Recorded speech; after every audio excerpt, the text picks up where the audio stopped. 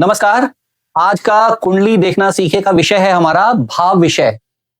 जैसे कि हमने पहले भी मैंने लास्ट वीडियो में बताया था कि कुल भाव, कुल हाउसेस हमारे पास 12 हैं और हमारे पास इस दुनिया में इतने सारे विषय हैं, इतने सारे सब्जेक्ट्स हैं, तो हमारे ऋषि मुनियों ने कुंडली को जो 12 भाव हैं, उसके हर भाव को कुछ पर्टिकुलर एक्टिविटीज के लिए फिक्स कर दिया है। तो आइए देखते हैं। मैंने बताया था ये लग्न भाव है, फर्स्ट हाउस। फर्स्ट हाउस से यानी कि लग्न हाउस से हम क्या देखते हैं? लग्न भाव से हम देखते हैं सबसे पहले शरीर, जो हमारा खुद का शरीर है। आत्मा, आत्मा यानी आपके अंदर इंटरनली कितनी पावर है, कितनी ताकत है। नेक्स्ट हेल्थ, उसके बाद आपका कॉन्फिडेंस, आत्मविश्वास किसी व्यक्ति में कितना है, ये भी हम फर्स्ट हाउस से देखते हैं।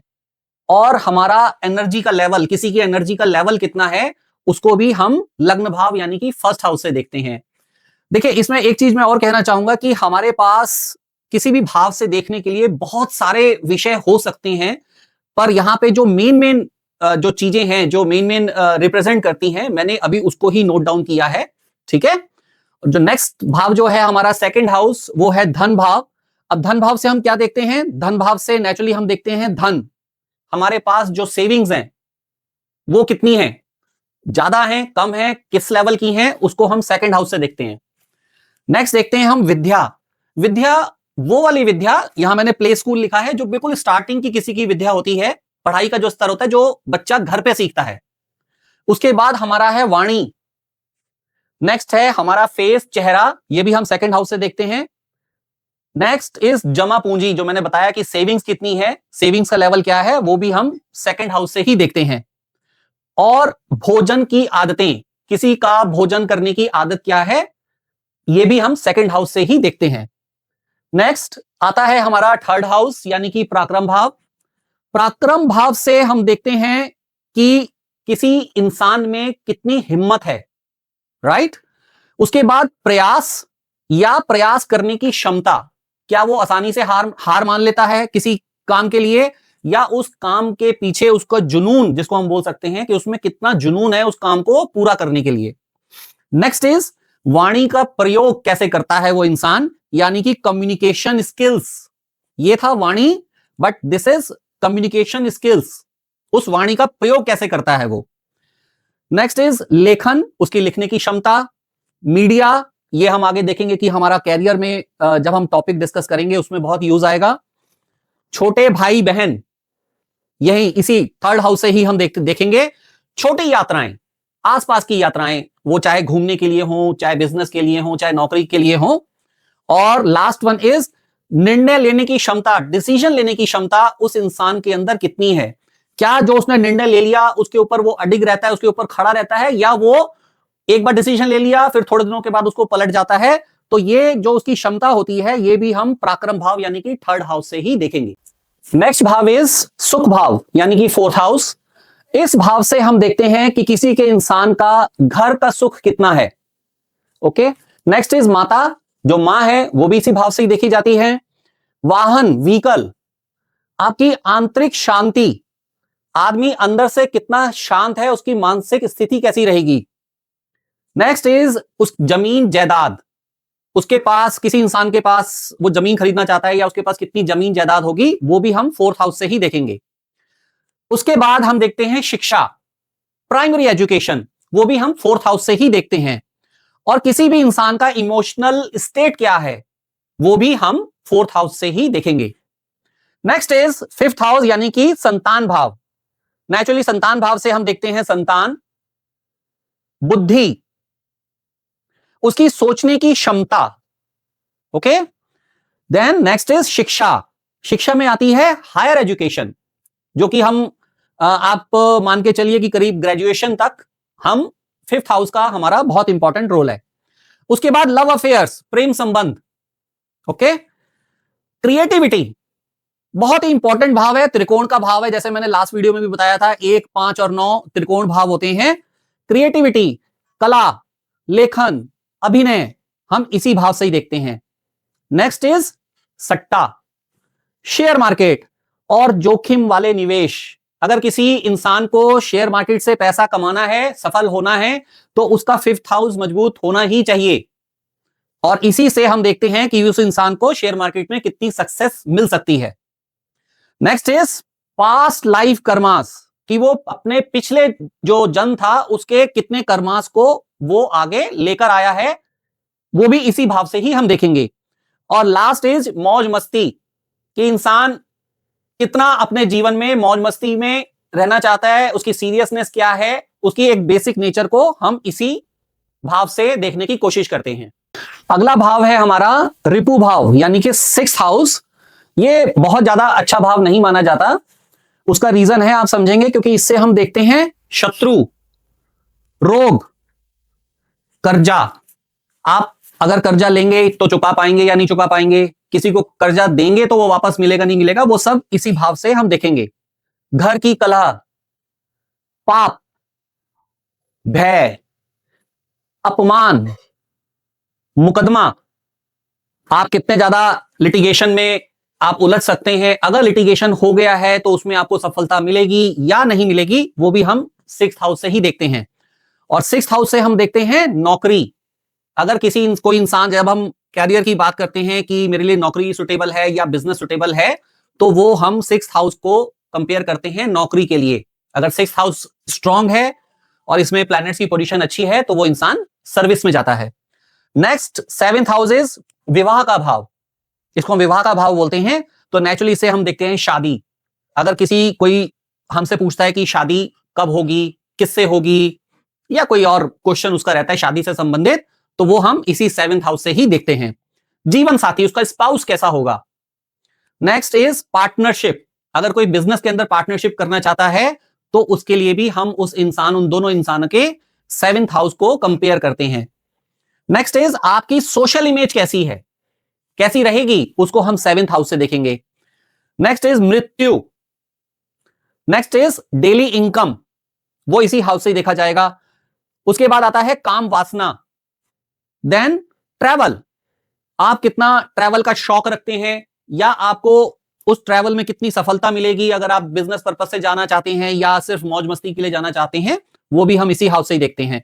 और इस हाउस से हम देखते हैं इंडिपेंडेंट वर्क, वो भी हम 7th हाउस की ही हेल्प से देखते हैं। अगला भाव है हमारा 8th हाउस, जिसको हम कहते हैं आयु भाव, क्योंकि इससे हम किसी भी इंसान की आयु देखते हैं, मृत्यु देखते हैं, उसमें कितना गूढ़ ज्ञान है उस इंसान के अंदर, वो हम देखते हैं। इसी से गूढ़ ज्ञान से ही संबंधित आ जाता है ज्योतिष। ज्योतिष जैसे विषय जिसमें गूढ़ ज्ञान चाहिए, वो भी हम 8th हाउस के मदद से ही देखते हैं। ससुराल, वो भी हम इसी भाव से देखते हैं। सडन चेंजेस, किसी कोई इंसान कहता है कि मेरी लाइफ में एकदम से सडन चेंज आ गया, या सडन चेंज क्यों आ गया, ऐसा क्या हो गया, तो वो भी हम 8th हाउस का ही इफेक्ट कुछ ना कुछ होता है जिसकी वजह से उसकी लाइफ में सडन चेंज आता है। दुर्घटना, एक्सीडेंट भी हम इसी भाव से देखते हैं। इसके बाद गुप्त रोग, जननांग और तंत्र मंत्र, वो भी एक गूढ़ ज्ञान का ही विषय है, वो भी हम 8th हाउस से ही देखते हैं। जैसे कई इंसान कहते हैं कि मेरे ऊपर किसी ने कुछ कर तो नहीं दिया, जादू टोना वगैरह, वो भी हम 8th हाउस से ही देखा जाता है। नेक्स्ट इज 9th हाउस, जिसको हम भाग्य भाव के भी कहते हैं, ज्यादा उसको पहचाना जाता है। भाग्य भाव से नेचुरली हम देखते हैं किसी इंसान का भाग्य कैसा है। तीसरा त्रिकोण भाव है ये, जैसे मैंने पहले भी कहा था, 1st, 5th एंड 9th सबसे ज्यादा शुभ भाव है किसी भी इंसान की कुंडली में। इससे हम देखते हैं भाग्य किसी इंसान का, कितना भाग्यशाली है वो। धर्म, वो कितना धार्मिक है, उसका धर्म से यहां पे अर्थ है कि उसका राइट सही तरफ झुकाव उसका कितना है, कि वो बेईमान तो नहीं है, उसका आप समझ रहे, धार्मिक आदमी कितना है, इससे हम देखते हैं। धार्मिक तीर्थ यात्राएं भी इसी भाव से देखी जाती हैं। यश, उस आदमी की प्रसिद्धि कितनी होगी, वो भी हम 9th हाउस से ही देखते हैं।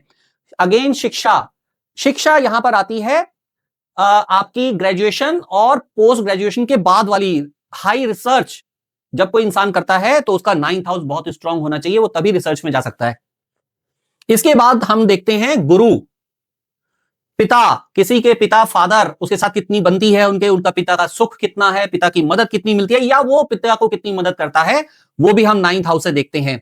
दर्शन और नैतिकता, नैतिकता मैंने वैसे यहां भी बता दिया था कि उस आदमी के अंदर कितना सही गलत का चुनाव करने की क्षमता है, वो भी हम 9th हाउस से ही देखते हैं। नेक्स्ट है हमारा 10th हाउस, जिसको कि हम कर्म भाव भी बोलते हैं, और वो 4 केंद्र जो मैंने बताए थे, 1st, 4th, 7th और 10th, इन सब केंद्रों में सबसे शुभ केंद्र भाव माना जाता है।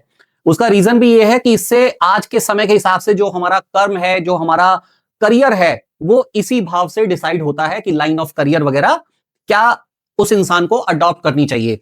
इसके अलावा इससे कर्म देखते हैं, पिता 9th हाउस के साथ कुछ हमारे ऋषि मुनियों ने 10th हाउस को भी पिता से जोड़ा है। नेक्स्ट इज कारोबार, वो आदमी अगर बिजनेस करना चाहता है कोई व्यक्ति, तो उसमें 10th हाउस का पार्ट बहुत ही मेजर रहता है। देन अथॉरिटी, वो आदमी कितना अथॉरिटेटिव होगा, लीडरशिप उसमें कितनी होगी, वो भी हम इसी भाव से देखते हैं। और मैंने जैसा भी बताया, लाइन ऑफ करियर, आप कौन सी करियर की लाइन में जाना चाहते हैं, वो आपकी कुंडली के हिसाब से 10th हाउस देख के हम तय करते हैं। इसके अलावा सरकारी कार्य, अगर आप सरकार से जुड़ना चाहते हैं, सरकारी नौकरी करना चाहते हैं, सरकारी ठेके लेना चाहते हैं, किसी भी तरीके से सरकार से, सरकार यानी अथॉरिटी, उसके साथ आप जुड़ना चाहते हैं, तो आपका 10th हाउस बहुत ही मैटर करता है। उसके साथ ही कोई आदमी राजनीति में जाना चाहता है, कोई इंसान, उसको सफलता मिलेगी या नहीं मिलेगी, वो भी हम इसी भाव से ही देखते हैं। और जैसे कि मैंने कहा कि अथॉरिटी का रिप्रेजेंट करता है ये भाव, तो साथ ही अगर हायर मैनेजमेंट, अगर वो आदमी पूछता है कि मैं किसी कंपनी में या अपने कार्य में कितना राइज कर पाऊंगा, हायर मैनेजमेंट या अथॉरिटी तक पहुंच पाऊंगा या नहीं पहुंच पाऊंगा, तो वो भी हम इसी हाउस की मदद से देखते हैं। इसके बाद आता है हमारा 11th हाउस, जिसको कि हम लाभ भाव भी कहते हैं। इसमें हम ये देखते हैं लाभ, लाभ किस चीज का, लाभ इनकम का, जो आप कर्म कर रहे हैं उस कर्म से आपको कितना लाभ मिलने वाला है, वो आपकी इनकम कितनी जनरेट होने वाली है, वो हम 11th हाउस की मदद से ही देखते हैं। साथ ही आपके दोस्त, फ्रेंड्स, सोशल नेटवर्क कितना है, कितना बड़ा सोशल नेटवर्क आपका बनेगा, आपके दोस्त आपकी मदद करेंगे परेशानी के वक्त या नहीं करेंगे, वो भी हम 11th हाउस से ही देखते हैं। आपकी इच्छाओं की पूर्ति, ये बहुत ज्यादा आज के समय के हिसाब से इंपॉर्टेंट हो जाता है, आपकी इच्छाओं की पूर्ति, क्योंकि ये हमारा हाउस ऑफ डिजायर भी है। आपकी जितनी भी इच्छाएं हैं, जितनी भी संसार में, पैसे को लेके, आपके पद को लेके, किसी भी चीज को लेके, वो हम इसी भाव से देखते हैं।